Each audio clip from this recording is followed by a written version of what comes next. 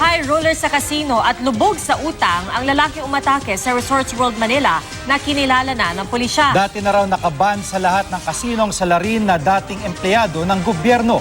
Nakatutok si Katrina So. Pasado hating gabi nitong June 2, makikitang isang lalaking nakaitim ang bumaba mula sa taksing nakapila sa labas ng Resorts World Manila. Ang lalaking may bitbit na backpack, sumakay ng elevator.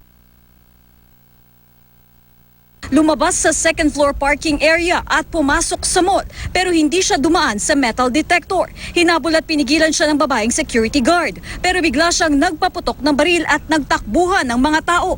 Nag-report ang security sa mga otoridad at pinalikas ang mahigit 12,000 guest at empleyado ng casino hotel. Pinasok ng gunman ang Prosperity Court. Sinabuyan niya ng gasolina at sinilaban ang 3 gambling table.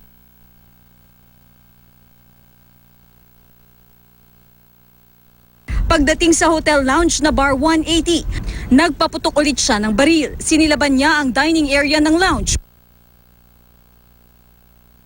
pati ang ilang slot machine. Dumiretso ang lalaki sa bank room. Tinangka niyang buksan ang kwarto kung nasaan daw ang cash.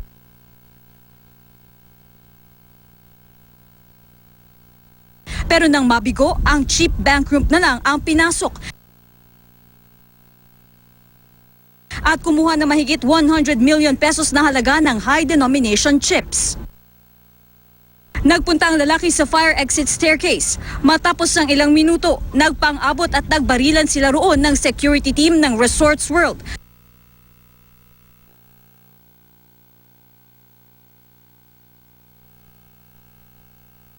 Makikitang may dugo sa muka ang lalaki at paika-ika na sa pag-akyat sa hagdan. Nagtungo ang gunman sa 5th floor ng hotel na konektado sa mall. Pilit niyang pinasok ang isang kwarto. Kumuha ng mga kumot at sinunog ito sa hallway. Kasabay ng pagkalat ng makapal na usok sa hallway, dumating ang mga pulis. Nadiskubre na rin nila noon ang sunog na bangkay ng gunman na tinukoy ng NCRPO bilang si Jesse Carlos. Ayon sa pulisya, binalot ni Carlos ang sarili sa kumot, sinilaban ang sarili at nagbaril sa may baba. Tumagos sa ulo ang bala. Dati raw empleyado ng Department of Finance si Carlos pero nasibak noong April 2014 matapos kasuhan dahil sa maling deklarasyon sa kanyang salin. Lumabas din sa investigasyon na madalas sa kasino si Carlos at baon sa utang. He has a bank account with an outstanding debt of 4 million and several other non-bank related debts. High roller siya.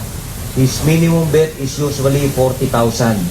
Ang pagkalulong daw sa sugal ang dahilan kung bakit may hindi pagkakaintindihan si Carlos at kanyang mga magulang at asawa. Ito rin daw ang dahilan kung bakit ibinenta ni Carlos ang isa nilang property sa Batangas. Dati na raw nakaban si Carlos sa lahat ng kasino. This could have probably triggered him, no? Kaya galit na galit siya doon sa kasino. Lumabas din sa investigasyon na dati na siyang nagwala sa isang kasino. Sa paglabas ng pagkakakilanlan ng gunman, umaasa raw ang pulisya na titigil na ang spekulasyong may kaugnayan ito sa terorismo. Katrina Son, Nakatutok, 24 Oras.